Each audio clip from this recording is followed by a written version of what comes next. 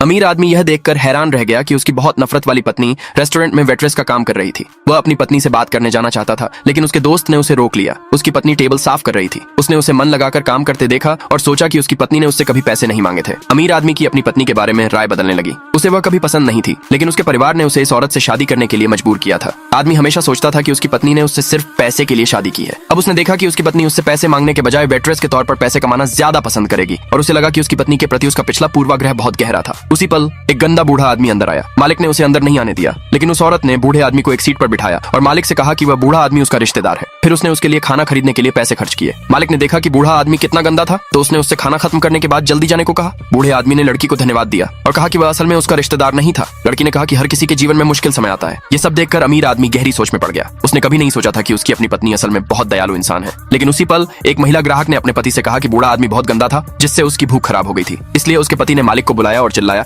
बेइज्जती, आपके स्टोर में इस तरह के कचरे को कैसे आने दिया जा सकता है। मालिक ने तुरंत उनसे माफी मांगी। लड़की खड़ी हो गई और उस आदमी से कहा कि वह इतनी सख्ती से बात न करे। लेकिन महिला ग्राहक ने कहा कि एक वेट्रेस होने के नाते उसे बूढ़े आदमी के लिए बोलने का कोई हक नहीं है। लड़की गुस्से से आगे बढ़ी, लेकिन तभी महिला ग्राहक से गलती से एक कटोरा गिर गया और कटोरे का सूप उसकी ड्रेस पर गिर गया। महिला ग्राहक ने गुस्से में अपनी गलती का इल्जाम लड़की पर लगा दिया और उससे $3000 का मुआवजा मांगा। उसी पल अमीर आदमी आगे बढ़ा, एक चेक निकाला और मालिक से उस जोड़े को बाहर निकालने को कहा। अगले भाग के लिए नीचे कमेंट में पार्ट 2 लिखे।